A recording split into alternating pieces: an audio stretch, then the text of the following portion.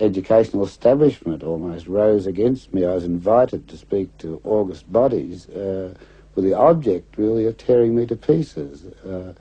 I was treading across the disciplines. Permaculture always did lie between the disciplines. It's a connecting system between disciplines. We'll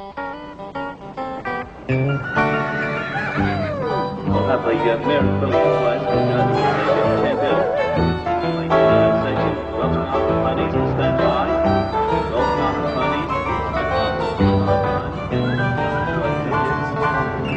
But Mollison's ideas kept growing, and his band of converts turned to influencing the mainstream. Once a year, every major town holds a show, and the local permaculture group has its stall next to the tractor and pesticide companies.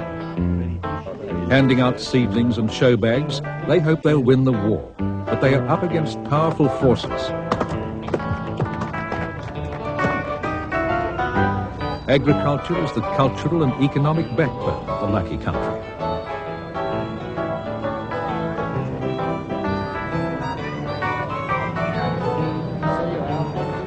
The fair presents a rosy image of rural health and abundance. But the real problem, Mollison says, is that modern agriculture is not a system for producing food, but producing money. In sustaining this wealth, modern agriculture pays no respect to the resources it is based on. No one yet pays for the damage at the end of the chain. Society's caught up in this system of destruction. Instead of all that, you can grow a garden in a few weeks. They'll provide you with vegetables and timber all your life. And it seems to me to be much more sane and responsible that people should be trained to put in those few weeks of work.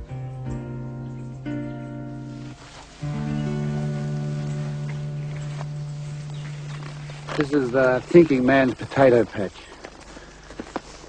You use Saturday supplement of the newspaper and turn this information into food. This is the best use for advertising, best use for news, bad news. This is going to be good news one day.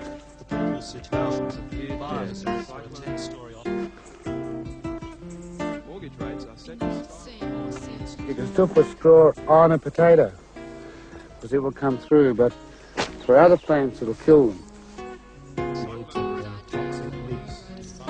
Digging causes work, work causes digging, weeds cause work, digging causes weeds, cause and effect, vicious cycle.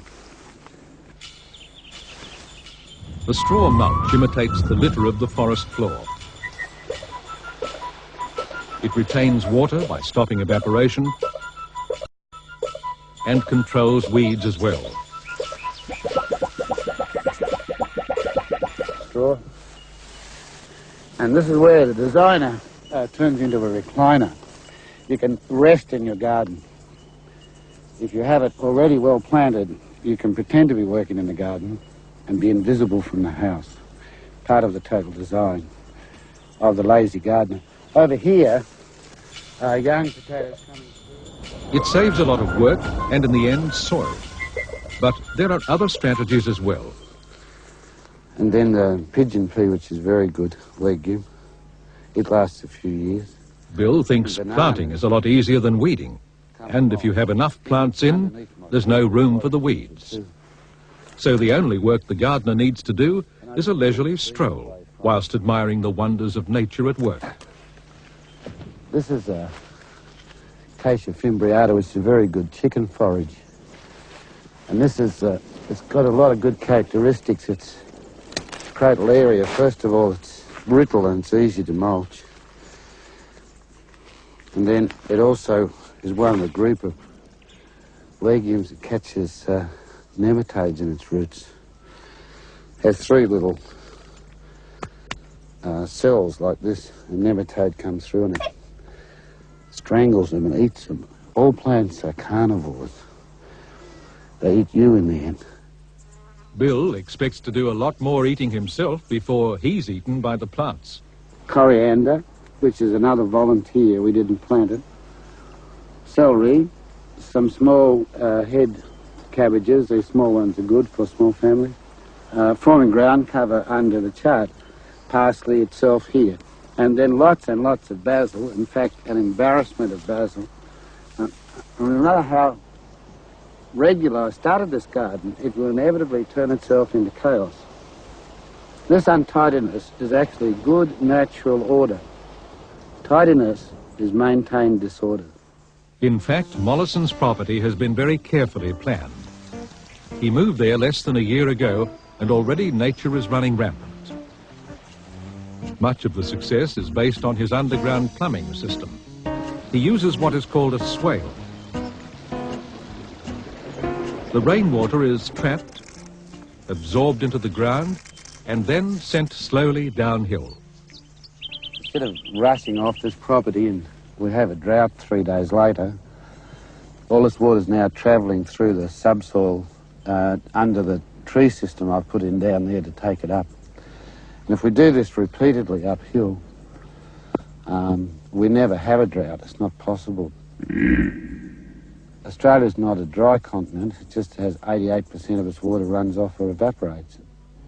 So we simply slow up the progress of a resource through the landscape. We're a resource like water, and we trap it in soil, we trap it in dams, and make it do its duties. In the engineering term, water has duties to do, and the main duty it has to do for us and for total design is to grow plants.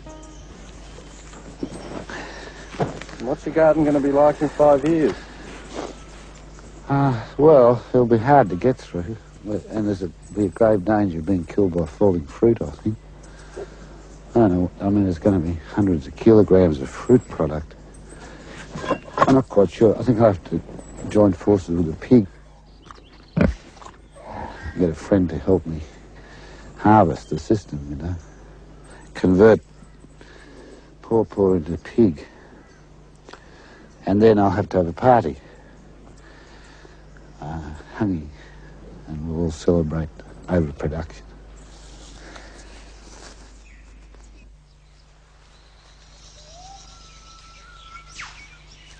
Bill expects his garden to grow as dense as this forest. But a forest is more than just trees and plants. It is a home to many animals as well. You can see an animal simply as a mobile part of the forest. It's not something separate from the forest. Pigeons come in, eat the fruits from the top of the forest and take it out to the forest edge and extend the forest. So the pigeons are the planters and extension system of this forest. Wallaby can't exist without the fungi can't exist without the tree can't exist without the fungi and the wallaby and the currawong. So that's a guild.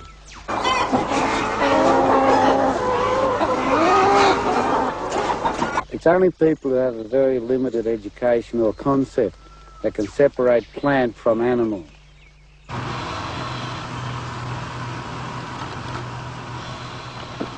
A factory chicken lives in a wire cage, interreacts with a food machine, and ends in the oven. It's an unfulfilling life. But to Bill, the trauma is not only to the chickens.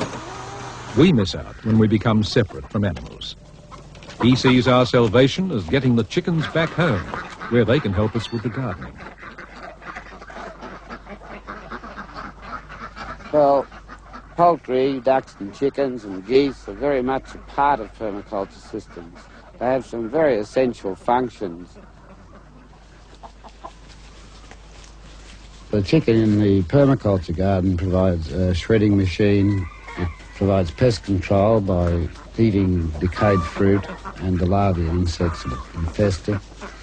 And then the garden provides the chicken with all its needs: shelter, other chickens, and its food.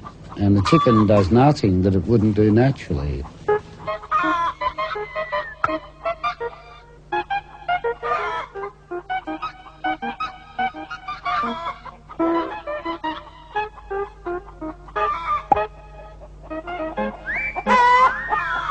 In all systems in which we include animals, part of the system, sometimes almost half of the system, can be specifically planted for the animals. And there's a huge energy